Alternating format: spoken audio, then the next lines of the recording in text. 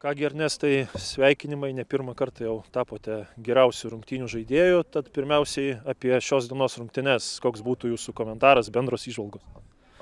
Nu, sunkios rungtynės iš tikrųjų, tokios, manau, žiūrom visai įdomios turėjo būti, tokios gan atviras buvo ir, nežinau, pasinaudojom savo šansais ir iškovojom pergalę, tai smagu sezoną užbaigti pergalę.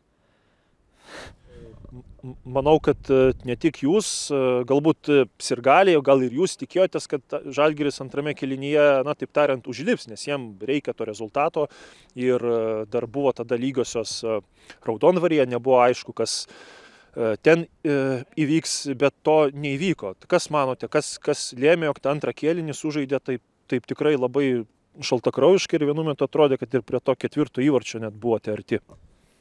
Tai manau, jie šiek tiek atsivėrė, nes vis tiek jiem pergalės juk reikėjo, tai šiek tiek atsivėrė jie. Mes išnaudojom tą momentą 3-1, tada dar jie labiau atsivėrė, mes labai tvarkingai gynėmės ir dar galėjome mušti ten ketvirtą įvartį, kaip sakot, tai tiek.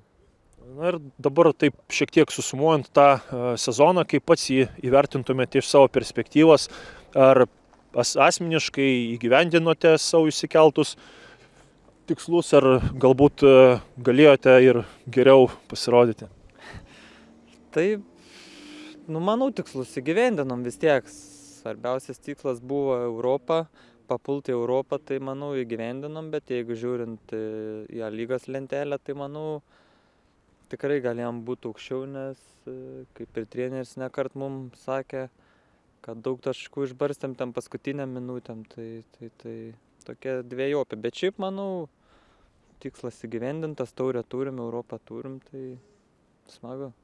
Ar kokiom nuotaikom pasitinkate tą tarpsezonį, ir iš karto kažkur tai atostogos, ar dar bandysite palaikyti formą galbūt kažkur kitur?